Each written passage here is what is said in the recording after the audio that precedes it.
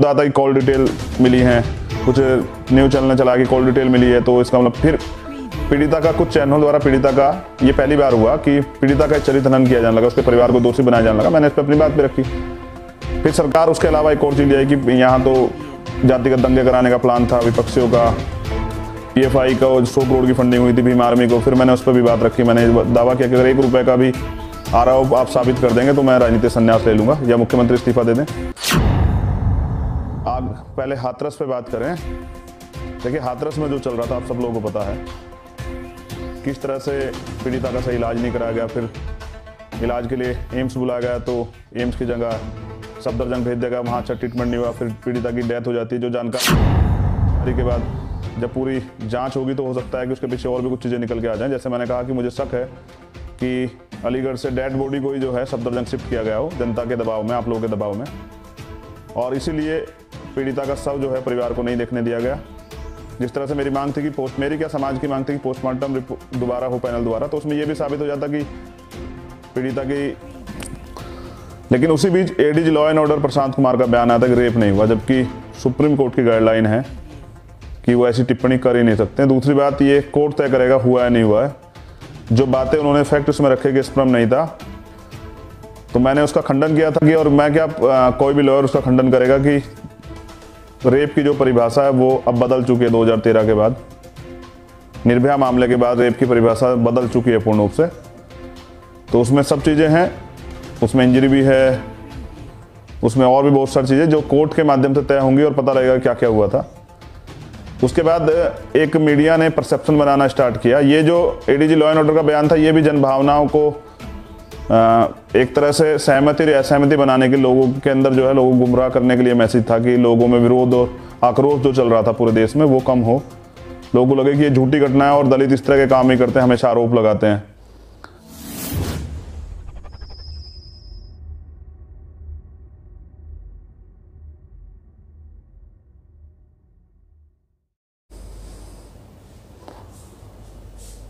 जय भीम, जय भारत, जय संविधान, जय भीम आर्मी, जय आजाद समाज पार्टी। आज हाथरस को लेकर जो हाथरस में भी चल रहा है, क्योंकि टीवी पर और चैनल्स पे तो आप वो देखते हैं जो दिखाया जाता है, सच के बारे में जानना बहुत ज़रूरी है और मेरी ये जिम्मेदारी है कि मैं आपको सच से वाकिफ़ करा दूं। हाथरस में जो जो हुआ वो आपको जानना बहुत ज़रूरी है। बहुत सारी चीज़ें तो आपने मेरे जाने के साथ साथ वहाँ देखी, किस तरह से वहाँ जो है भीम आर्मी की टीम ने काम किया, किस तरह से उस संघर्ष को। अब बहुत ज़रूरी जानकारी आपसे शेयर कर देता हूँ। पहले तो कल 14 अक्टूबर है। 14 अक्टूबर 1956 बाबा साहब ने धम्म दीक्षा ली। बड़ा दिन है, परिवर्तन का दिन है, तो उसके लिए भी सब लोगों को बहुत बहुत मंगल कामनाएं। लेकिन अभी बात हाथरस की करेंगे, तो लाइव की शुरुआत से पहले विश्व रत्न बाबा साहब अम्बेडकर को नमन करते हुए, बहुजन समाज में जन्मे सभी संतों, महापुरुषों, गुरुओं को नमन करते हुए, छत्रपति साहू जी महाराज, शिवाजी महाराज, बिरसा मुंडा, राष्ट्रपिता ज्योतिबा फूले, पेरियार साहब, नारायण गुरु, शहीद भगत सिंह, उधम सिंह, मेरे आदर्श, मेरे गुरु, बहुजन नायक मान्यवर साहब श्री काशीराम, भगवान वाल्मीकि महाराज, संत सतगुरु रविदास जी महाराज, गुरु नानक देव, संत कबीर, आप सभी के चरणों में नतमस्तक होते हुए पहले हाथरस पे बात करें। देखिए, हाथरस में जो चल रहा था आप सब लोगों को पता है, किस तरह से पीड़िता का सही इलाज नहीं कराया गया। फिर इलाज के लिए एम्स बुलाया गया तो एम्स की जगह सफदरजंग भेज दिया गया, वहाँ अच्छा ट्रीटमेंट नहीं हुआ, फिर पीड़िता की डेथ हो जाती है। जो जानकारी के बाद जब पूरी जांच होगी तो हो सकता है कि उसके पीछे और भी कुछ चीज़ें निकल के आ जाएं। जैसे मैंने कहा कि मुझे शक है कि अलीगढ़ से डेड बॉडी को ही जो है सफदरजंग शिफ्ट किया गया हो जनता के दबाव में, आप लोगों के दबाव में, और इसीलिए पीड़िता का शव जो है परिवार को नहीं देखने दिया गया। जिस तरह से मेरी मांग थी कि मेरी क्या समाज की मांग थी कि पोस्टमार्टम दोबारा हो पैनल द्वारा, तो उसमें यह भी साबित हो जाता कि पीड़िता की डेथ कब हुई, तो सरकार को पे बहुत सारे सवाल खड़े होते, इसलिए तरह तरह की चीज़ें करके चीज़ें खराब की गई। आधी रात में परिवार के बिना मर्जी के सब जला दिया गया। लेकिन उसी बीच ADG law and order Prashant Kumar का बयान आया था कि रेप नहीं हुआ, जबकि सुप्रीम कोर्ट की गाइडलाइन है कि वो ऐसी टिप्पणी कर ही नहीं सकते। दूसरी बात, ये कोर्ट तय करेगा हुआ है नहीं हुआ है। जो बातें उन्होंने फैक्ट उसमें रखे कि स्पर्म नहीं था, तो मैंने उसका खंडन किया था कि, और मैं क्या कोई भी लॉयर उसका खंडन करेगा कि रेप की जो परिभाषा है वो अब बदल चुकी है। 2013 के बाद, निर्भया मामले के बाद रेप की परिभाषा बदल चुकी है पूर्ण रूप से। तो उसमें सब चीज़ें हैं, उसमें इंजरी भी है, उसमें और भी बहुत सारी चीज़ें जो कोर्ट के माध्यम से तय होंगी और पता लगेगा क्या क्या हुआ था। उसके बाद एक मीडिया ने परसेप्शन बनाना स्टार्ट किया। ये जो एडीजी लॉ एंड ऑर्डर का बयान था, ये भी जनभावनाओं को एक तरह से सहमति और असहमति बनाने के, लोगों के अंदर जो है लोगों को गुमराह करने के लिए मैसेज था कि लोगों में विरोध और आक्रोश जो चल रहा था पूरे देश में वो कम हो, लोगों को लगे कि ये झूठी घटना है और दलित इस तरह के काम ही करते हैं, हमेशा आरोप लगाते हैं। तो ये उनका एक जो है उस समय का एजेंडा रहा होगा, जिस पे उन्होंने काम करते हुए कहा कि भाई रेप नहीं हुआ है। फिर एक मुद्दा आता है कि कॉल डिटेल मिली है, कुछ न्यूज़ चैनल ने चला कि कॉल डिटेल मिली है, तो इसका मतलब फिर पीड़िता का, कुछ चैनल द्वारा पीड़िता का, ये पहली बार हुआ कि पीड़िता का चरित्र हनन किया जाने लगा, उसके परिवार को दोषी बनाया जाने लगा। मैंने इस पर अपनी बात भी रखी। फिर सरकार उसके अलावा एक और चीज़ ले आई कि यहाँ तो जातिगत दंगे कराने का प्लान था विपक्षियों का, पीएफआई का 100 करोड़ की फंडिंग हुई थी भीम आर्मी को। फिर मैंने उस पर भी बात रखी। मैंने दावा किया कि अगर 1 रुपये का भी आरोप आप साबित कर देंगे तो मैं राजनीतिक संन्यास ले लूँगा या मुख्यमंत्री इस्तीफा दे दें। फिर उसके बाद उसमें नक्सल कनेक्शन आया। ये जो सारी बातें मैं आपको बता रहा हूँ, ये सिर्फ और सिर्फ चीज़ों को डाइवर्ट करने के लिए, गुमराह करने के लिए और उस असल मुद्दे से ध्यान हटाने के लिए, आरोपियों को बचाने के लिए दूध का दूध और पानी का पानी होता चला गया। असल में क्या था कि सरकार बलि का बकरा ढूंढ रही थी, जो उन्होंने पहले सबीरपुर मामले में भी ढूंढा, 2 अप्रैल में भी ढूंढा। वो बलि के बकरे ढूंढे किसके ऊपर ये सारा आरोप मंडकर सरकार जो है बच जाए और सरकार ये कहे कि देखिए ये सब चीज़ें जो हैं पहले से प्लान थी, तैयार थी, सरकार के खिलाफ ऐसा माहौल बनाया जा रहा था। लेकिन सच ये है कि सरकार की नाकामी है। मैं और भी बहुत सारी बातें रखूँगा, लेकिन एक ज़रूरी सवाल जो मैंने आज किया है, मैंने मुख्यमंत्री को, उत्तर प्रदेश के मुख्यमंत्री को, ठाकुर अजय कुमार बिष्ट को एक पत्र लिखा है, जिसमें मैंने उनसे सवाल किया है कि 2 घटनाओं का जिक्र किया है। जो एक घटना पहले हुई थी, जिसमें मैं नाम नहीं लेना चाहता, लेकिन वो लखनऊ की घटना थी, जिसमें जो काम करने वाला व्यक्ति थे वो एक एप्पल कंपनी में एक अधिकारी थे, रात में पुलिस द्वारा उनकी हत्या होती है। वो भी हमारी बहन थी। उस पीड़ित बहन को जो है 2 दिन में सरकारी नौकरी मिलती है, 40 लाख रुपए का मुआवजा मिलता है। लेकिन यहाँ देखिए, इस घटना को लगभग 1 महीना बीत चुका है। थोड़ी देर में 14 तारीख हो जाएगी, 14 तारीख की घटना थी, लेकिन ना तो नौकरी दी गई, ना आर्थिक मदद की गई, ना ही जो मुख्यमंत्री ने दावा किया था कि भाई आवास दूंगा वो भी नहीं किया गया। ऐसे मुख्यमंत्री ने सीबीआई का दावा किया था, सीबीआई को 2-3 दिन पहले जांच मिली है। तो मैंने पूछा कि कब देंगे, आप भेदभाव क्यों कर रहे हैं? न्याय सबके लिए समान है भारत के कॉन्स्टिट्यूशन में, तो फिर आप ऐसा भेदभाव क्यों कर रहे हैं? आपने जो वादे किए कम से कम उनको तो पूरे कर दें। तो अपनी बात पे तो स्थिर रहिए जो आपने किया है। लेकिन मैं जो जरूरी बात आपसे कर रहा हूँ ये है कि चलिए, दलित समाज पे तो आवाज़ है बोलने वाली, मैं हूँ, और भी नेता है दलित समाज के वो बोलते हैं, कुछ बैकवर्ड के लोगों पे भी है, माइनॉरिटी के लोगों पे कुछ नेता वो बात रखते हैं। लेकिन एक बड़ा समाज यहाँ ऐसा भी, जैसे निषाद है, प्रजापति है, पाल है, कश्यप है, धोबी है, सैन है, खटीक है, कुशवाहा है, उनके साथ भी ये जुल्म जाती होती है। जैसे एक कुशवाहा प्रधान जी की महोबा में हत्या की टीम द्वारा बताया गया, मैंने उस पर ट्वीट भी किया। ये जो सारी जातियाँ और इसके अलावा कुछ अन्य जातियाँ जो आपके संज्ञान में नहीं है, उन पर भी मैं ये कहना चाहता कि उनके साथ भी जुल्म जाति लगातार होती है, उनको भी जातिवादी व्यवस्था का शिकार होना पड़ता है।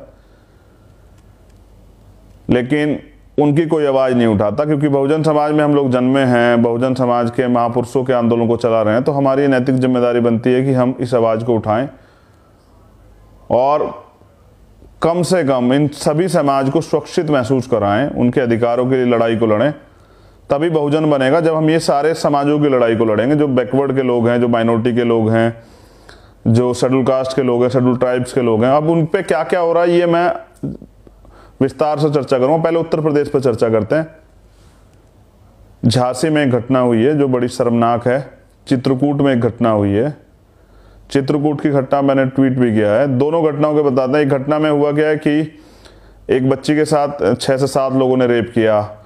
पुलिस के पास FIR के लिए गए, पुलिस ने कोई कार्रवाई नहीं की। वो उल्टा जो है आरोपी को बचाते रहे। जब उसको पीड़िता को लगा कि उसको न्याय नहीं मिलेगा तो उसने आत्महत्या कर ली। अब बच्ची तो नहीं रही है। सरकार, आप पुलिस के अधिकारी कर्मचारी कुछ भी करते रहे, लेकिन बच्ची वापस नहीं आ सकती है। इस व्यवस्था ने, जिस व्यवस्था में योगी गवर्नमेंट है, उन्होंने उस बच्चे की जान ले ली। अब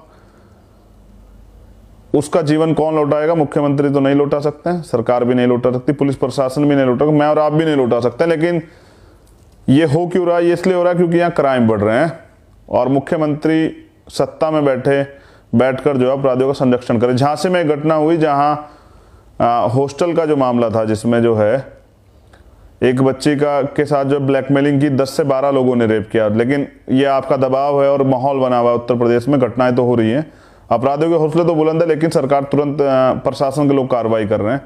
लखीमपुर का एक मामला है जिसमें बड़ी दिक्कत आई है, जिसमें जो एक माँ बाप, एक बेटे को और उसके पिता को पीटा गया। चित्रकूट का है, चित्रकूट का, जिसमें पीटा गया और पेशाब पिलाया गया। दलित समाज से हैं दोनों। उन्होंने कुछ दिन पहले जिन आरोपी ने किया उनकी FIR भी कराने के लिए पुलिस से मदद मांगी, लेकिन पुलिस हाथ पे हाथ धर के सोचती रही। परिणाम ये हो गया, उनको पीटा गया और उनका जो है सार्वजनिक अपमान किया गया। ये उत्तर प्रदेश में चल रहा है। उत्तर प्रदेश में अपराधों की बाढ़ आ चुकी है। सरकार इसे कहेगी विपक्ष का काम है और विपक्ष जो है राजनीति कर रहा है, लेकिन सरकार अपराध पर रोक नहीं लगा रही है। इसका खामियाजा जनता को भुगतना पड़ रहा है। बिहार की घटना है। बिहार में जो है एक महिला के साथ रेप हुआ है और रेप पीड़िता को बंधक भी बना के रखा गया। 6 से 7 लोग थे जिन्होंने रेप किया। एक उसके पीड़िता के जो बच्चा था उसको जो है उसकी भी हत्या कर दी गई। अभी एक खबर आई थी, मुझे कंफर्मेशन नहीं हुआ है, कि मोतिहारी में हॉस्टल में जो है, जो SC/ST का हॉस्टल है, उसमें हमला किया गया कुछ लोगों द्वारा, जिसमें 3 बच्चों को गोली लगी है। उनके हालात भी बहुत अच्छे नहीं है। मैं ये जिक्र आपसे क्यों कर रहा हूं, मैं अंत में इसका कंक्लूजन भी आपको दूंगा। मध्य प्रदेश की घटना है जहां भिंड में गोली मारी गई है। स्वर्णों द्वारा एक दलित व्यक्ति, एक नौजवान को गोली मारी गई है। ये मध्य प्रदेश का मामला। राजस्थान में आदिवासियों के साथ जो हो रहा है, आदिवासी छात्रों का, उनकी हक की लड़ाई में जिस तरह वहां की, मुझे 1 मिनट लगेगी, बस दीजिए, मैं इसको थोड़ा सा,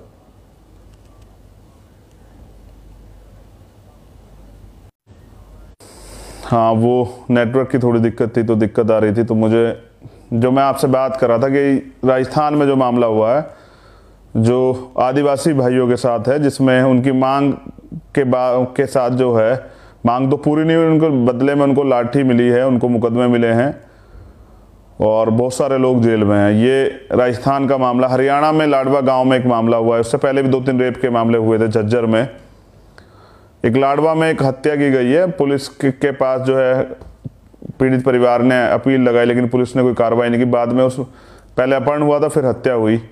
ये मैं सब चीज़ें आपको इसलिए बता रहा हूँ कि सरकार किसी की हो, कोई प्रदेश हो, घटनाएं लगातार हो रही हैं, अपराध चरम पे है। और एक तरह से जो है, जो बहुजन समाज के लोग हैं, दलित हैं, बैकवर्ड हैं, माइनॉरिटी के लोग हैं, शेड्यूल ट्राइब के लोग हैं, उनके साथ ये घटनाएं ज़्यादा हो रही है क्योंकि उनकी सत्ता में भागीदारी नहीं है।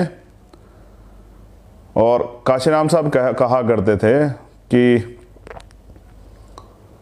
जिनका राज नहीं होता उनकी बहनों पर अत्याचार भी होते हैं, उनकी हत्याएं भी होती हैं, उनके अधिकार भी छीनते हैं। तो इसलिए इन सब से मुक्ति के लिए आपके पास अच्छा रास्ता है कि आप राज ले आएँ। मैं धन्यवाद करता हूं सभी कार्यकर्ताओं का, जहां जहां इलेक्शन है वो जो लोग काम कर रहे हैं, जो मेरे एक बार कहने के बाद जो है अपने कैरियर की परवाह नहीं करते, मुकदमों की परवाह नहीं करते, लाठी की परवाह नहीं करते, जेल की परवाह नहीं करते और ईमानदार से इस लड़ाई को लड़ रहे हैं। आपको मैं धन्यवाद करता हूं कि आप हैं तो मैं हूं और मैं आपसे ही हूं, क्योंकि किसी भी संगठन की जो रीढ़ है वो उसके कार्यकर्ता होते हैं। मुझे गर्व है कि भीम आर्मी और आजाद समाज पार्टी पे के जैसे कार्यकर्ता किसी संगठन पे और किसी दल पे नहीं है, जिन्होंने पिछले 5 साल की मेहनत में भीम आर्मी को एक अंतर्राष्ट्रीय संगठन का जो है दर्जा प्राप्त करा है, जहां दुनिया में भीम आर्मी को जाना जाता है, वो आपके काम से जाना जाता है।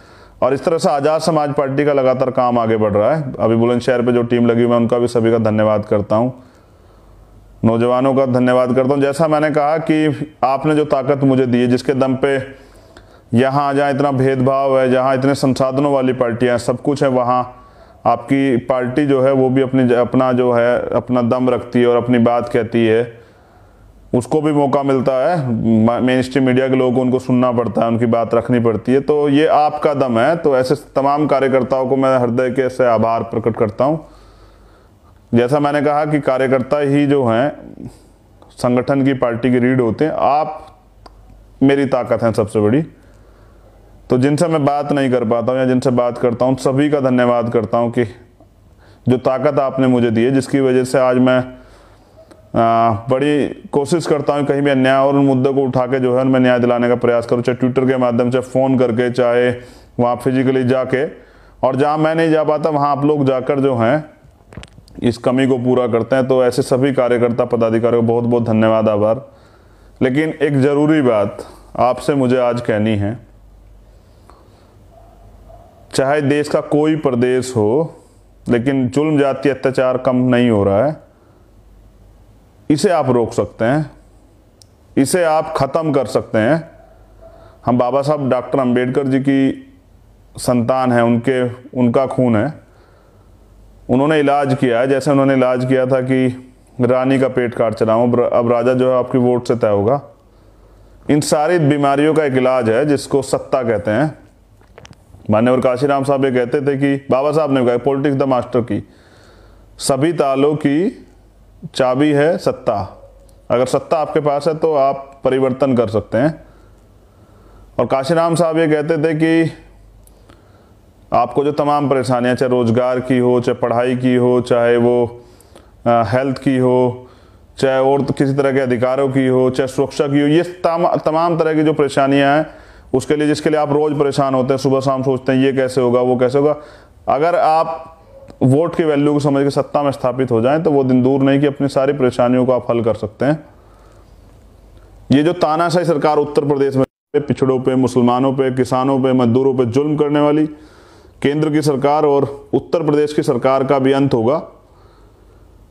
और ये अंत जो है वो आज़ाद समाज पार्टी करेगी, ऐसा मुझे आप लोगों के भरोसा है।